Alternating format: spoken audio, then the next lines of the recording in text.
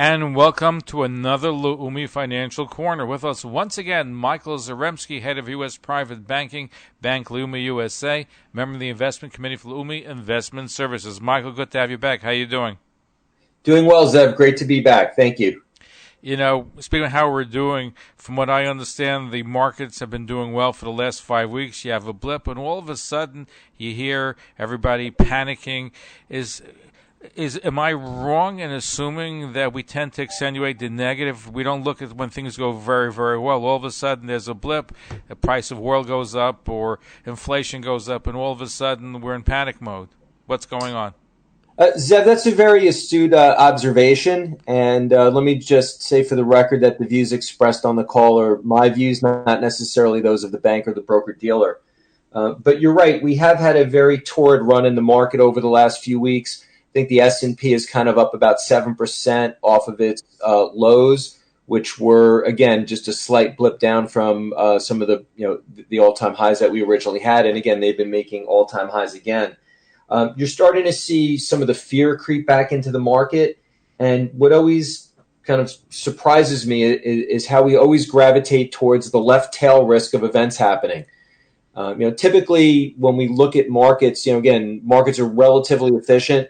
Markets are also a discounting mechanism for future activity. So markets have pretty much priced in what most of the news stories are on the day. And for whatever reason, though, we always continue as, I guess the human species by nature is conservative. So we always go to what is the potential black swan event? What is the potential left tail event? What could go wrong?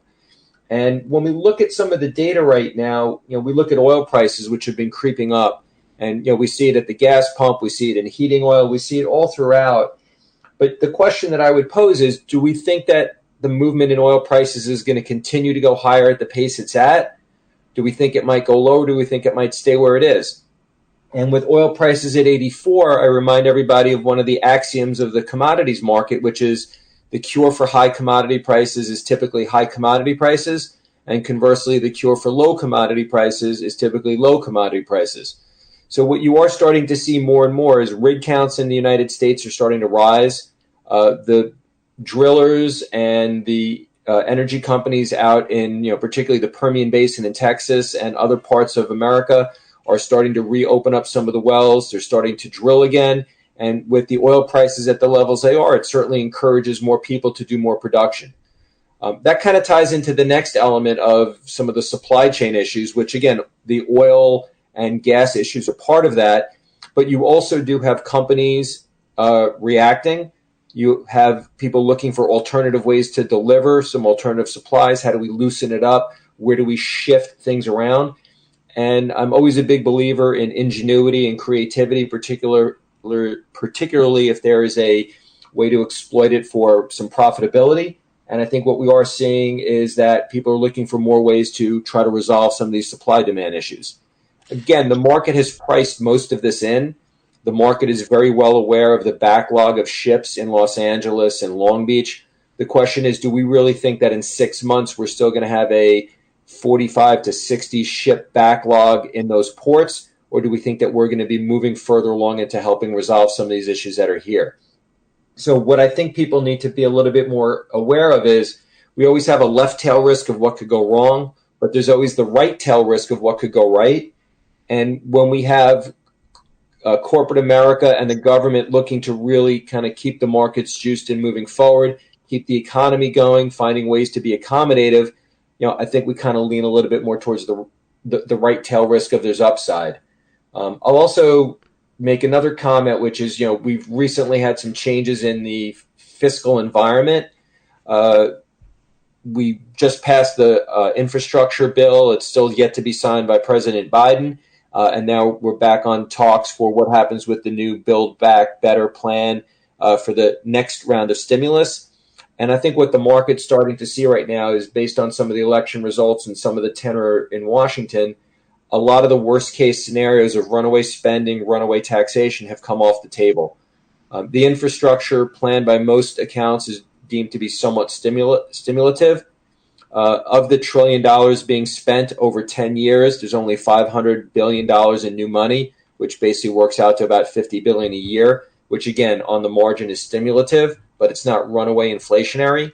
And if we pull back and rein in some of the worst case fears, again, the left tail risk of runaway spending, runaway taxation, and the second bill is reined in, contained, if it even does happen, I think you can see why the market has reacted by bringing down yields on treasuries, being a little bit more perspective about the equity markets, because corporate America won't have the higher tax rates that were feared, and the bond market is probably reacting a bit to reining in some of the spending that we've seen happen. So I think it's always very important to look at both sides of the equation. And I know, again, typically we tend to focus on the negativity, what could go wrong, how do we protect? And I think that's ingrained in our human spirit. That's part of the psychology of the market, if you will. But I think we also have to look at it and say, what are the upside potentials?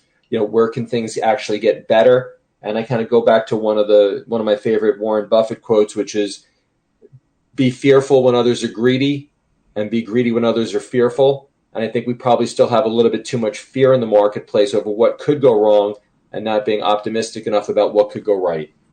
Zev, let me make one other point, which I think is important in this discussion about oil prices and inflation. As I mentioned, oil prices are hovering right now at about $84 a barrel. We've been talking about oil being an inflationary element as it's risen up from the 40s to the 50s and up to the current price level. If oil prices don't continue to rise and they do stabilize, again, that inflation issue on oil prices ends, and it's just really a price mechanism. However, if oil prices do fall back to 75 after we do see supplies come online and we see this supply-demand imbalance being met, are people going to look at a decline in oil prices as being deflationary? I would argue that oil prices really were not inflationary on the upside, though they did raise prices. But as prices drop back down, and again, at some point in time, I expect that the price of a gallon of gasoline will drop back down below the levels. Is everybody that was crying and complaining about it being inflationary, are they now going to say, hey, wow, we're in this deflationary element because, West Texas crude has dropped from 84 down to 75, which would be a pretty big jump down.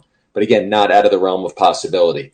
So I think we just need to be clear about what's the upside, what's the downside, and what is the market pricing in as we go forward. Well, Michael, I want to thank you for giving us a positive way of looking at it. And there's, no matter how things go, and there could be positive in the market, there's always going to be a blip. And but things tend to correct itself and go back on track, which is what we're seeing. So I want to thank you, Michael Zaremski, head of U.S. Private Banking, Bank Leumi USA, member of the Investment Committee for Leumi Investment Services. Thank you for your report. Thank you very much, Zev, and have a great day. And we're going to be right back. Don't go away. Stay tuned.